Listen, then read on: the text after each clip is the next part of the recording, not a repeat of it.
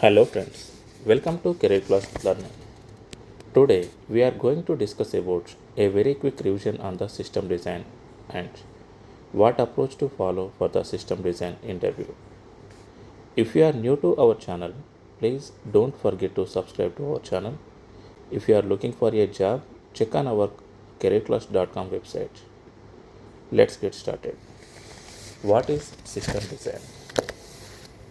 System design is the process of defining the architecture, components, modules, interfaces, databases, and interactions of a software system to meet specific business technical requirements.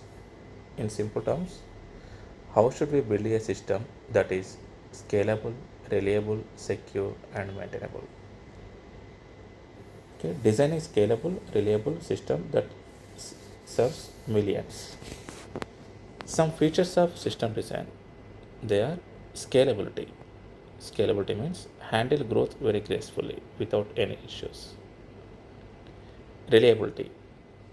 Reliability means work correctly even under faults. And availability, always up and running. Performance, fast response times. And maintainability, easy to evolve and fix. In simple terms, system design is the art of defining the architecture, components, and data flow of a system to satisfy requirements at scale. This is simply a system design. The interview approach. So, how we should think during the interview?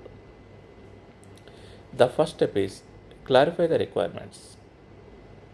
So, ask questions, understand functional and non functional requirements, scaling and constraints. And the next step is define API and schema. It means design the API endpoints, data models, and contracts between services. And high level design.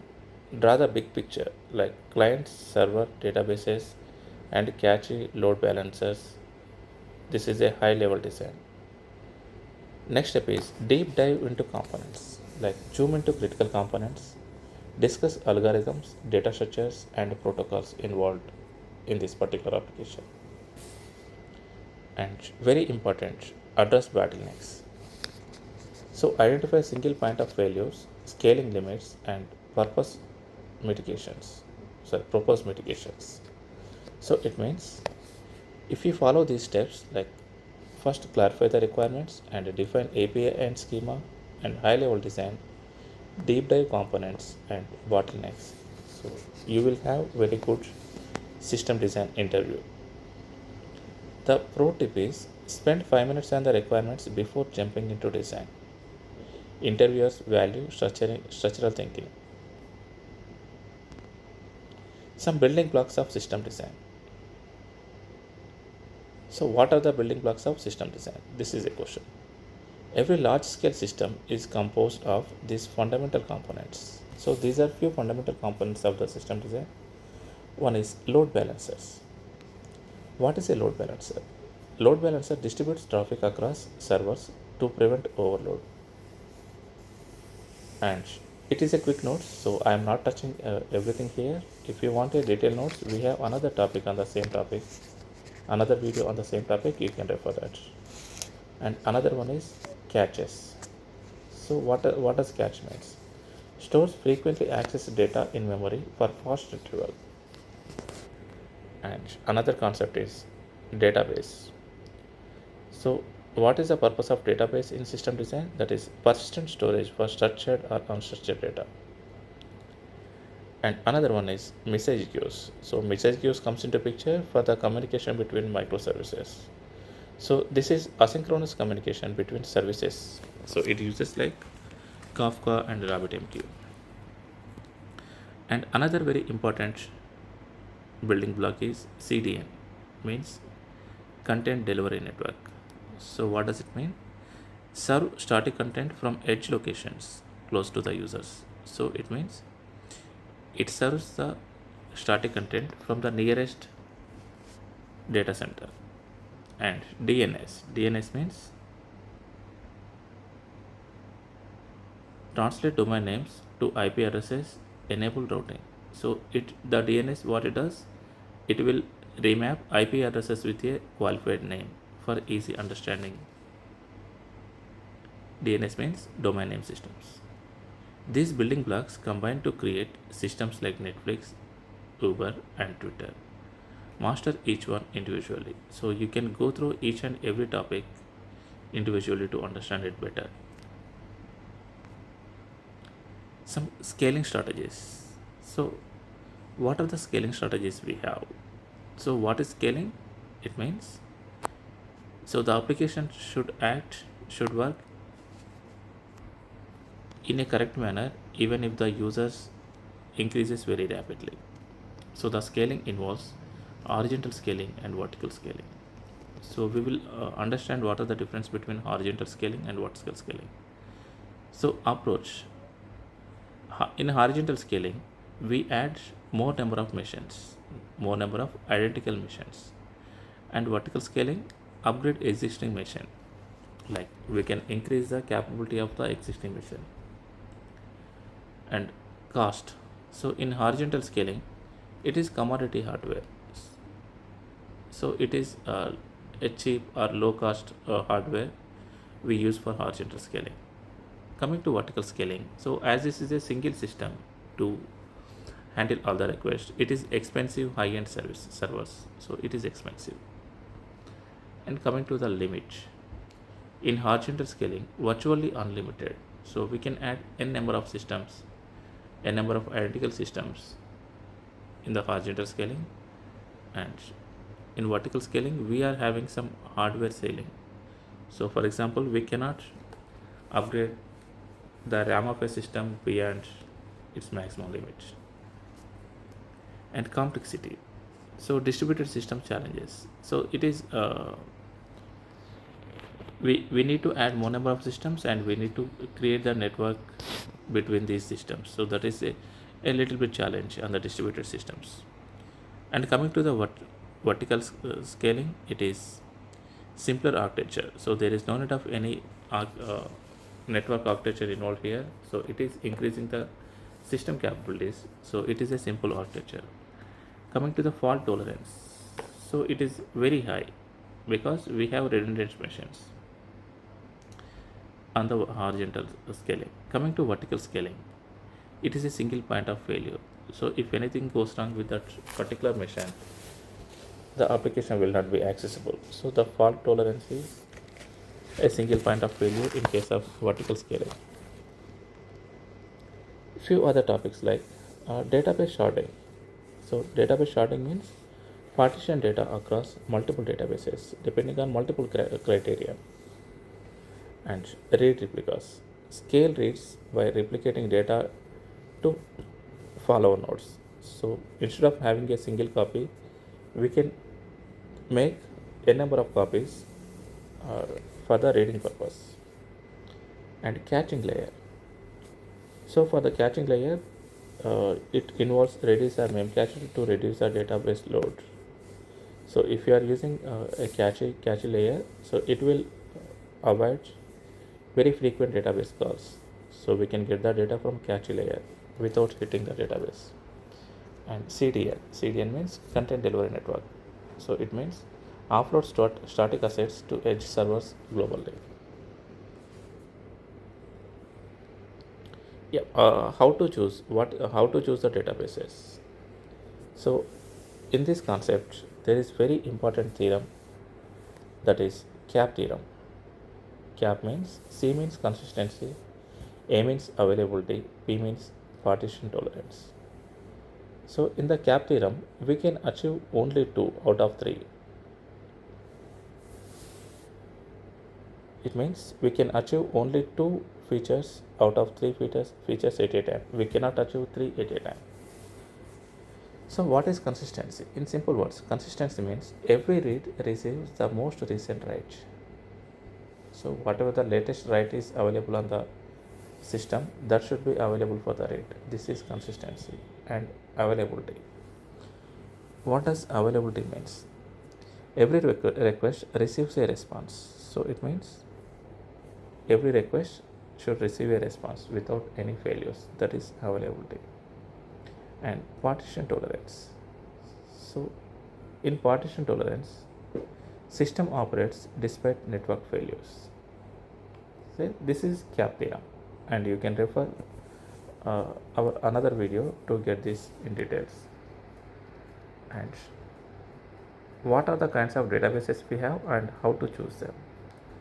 So SQL, that is relational database. Some examples of relational database are PostgreSQL, MySQL, Oracle. And when to use these SQL databases? When we need structural data, and when we want to follow the all asset property transactions. Asset means atomicity, consistency, isolation, and durability transactions. And when it involves complex queries. What we achieve with this SQL? We achieve strong consistency and very complex chains and mature ecosystem. And NoSQL document type. Some examples are MongoDB and CouchDB. So when to use NoSQL document type? When we have flexible schema and rapid iterations and nested data. So in these scenarios, we use NoSQL document type. So what we can achieve with this NoSQL document type? Schema flexibility, horizontal scaling, and developer friendly. And another type of database is NoSQL key value pairs. So this is very simple database and it is used in Redis and DynamoDB. So when to use it? When we are implementing the caching, sessions, and real-time leaderboards. So it is not having any complex columns or complex data structures. So it is key value pairs. What we can achieve with this NoSQL key values? This is ultra fast reads, simple model, and high throughput. And another type is NoSQL wide column type. So in this NoSQL wide column type, we have Cassandra and HBase. When to use this? When we require time series and IoT, Internet of Things, write heavy workloads. So what we can achieve with this one? Write optimize, linear scalability, and no single point of failure. This is an approach on how to choose the database. So we have 4 kinds of databases and we have discussed when to use which database, and we have discussed what is a CAP theorem, and we can achieve only 2 out of 3.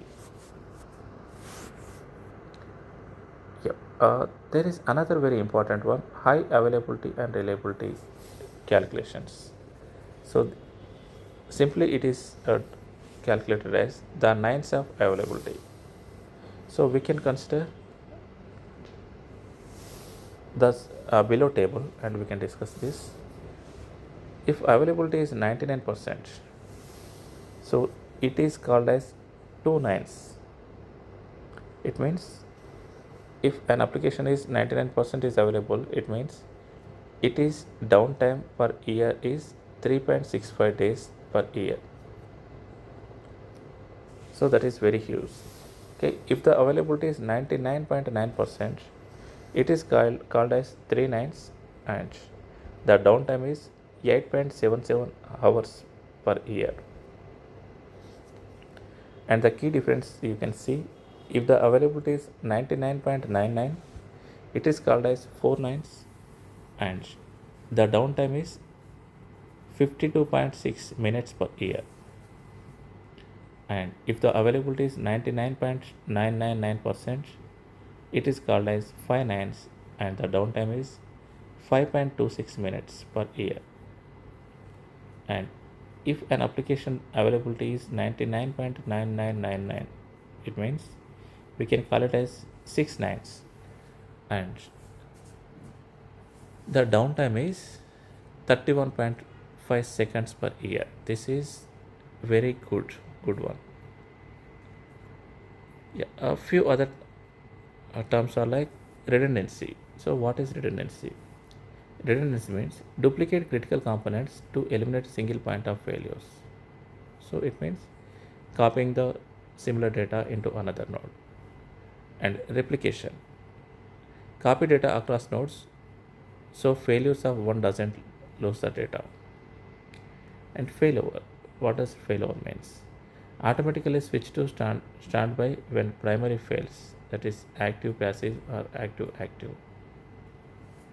And health checks, so what does health check means? It is a process of continuously monitor server health and remove unhealthy instances. So it checks heartbeat of a server. And another important one is circuit breaker. So what is the main functionality of circuit breaker? It stops cascading failures by cutting off calls to failing services. Some real world system design concepts. So it is very important to understand classic interview problems and their key architectural decisions. So URL shortener. So this is called as tiny URL or short URL. So in this URL shortener, we use hash functions for short URLs generations, that is base62 algorithm, and key value stores for big O of 1 lookups. Read heavy, use caching, that is 80 by 20 rule. And another example is chart system. In chart system, we use WebSocket for real-time bidirectional messaging, and the present services for online or offline statuses, and message queues for reliable delivery and ordering. And another example is newsfeed. In newsfeed, fan out on write versus fan out on read trade-offs, ranking algorithms for content relevance, catchy pre-computed feeds for active users. And another one is video streaming.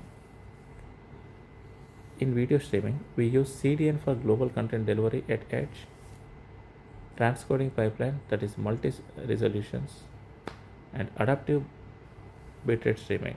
We use HLS or DASH dash for this purpose. Some interview tips for this one. Stand out in your system design interview with these proven strategies. So, what is your approach during the system design interview? Keep this in mind. Communication matters. So, communication is very important. How to communicate in the system design? Think out loud. Explain your reasoning. Interviewers want to see how you think, not just the final answer. So, the answer can be right or can be wrong, but it is depending on your justification, how you are giving. So this is based on your thinking ability, not the final correct answer. And short part, then deep dive. So the approach is begin with a high level architecture, then pick one or two components to explore in detail based on the interviewer signals. So it means just start with a very high level architecture and then deep dive into one or two components or one or two features and discuss trade-offs. So apart from what are the advantages of it, you need to understand what are the trade-offs. Never present just one solution. Discuss alternatives, their pros and cons, and why you choose your approach.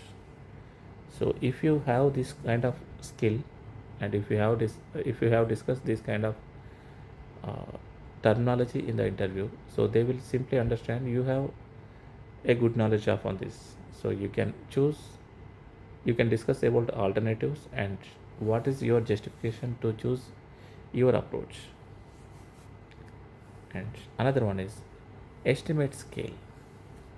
So do back of envelope calculations like QPS, storage, and bandwidth, and numbers drive decision matters. So it means, so based on the requirement, you need to estimate the scale, like how, what is the storage required, how many, how much bandwidth is required, etc. We need to identify in this stage and address failures. So what happens when things break? Discover failures and retrace circuit breakers and graceful degradations. So in case of any failures with the applications, so how it will be mitigated? So you need to discuss all these things in an interview and clarify before designing. So don't assume requirements.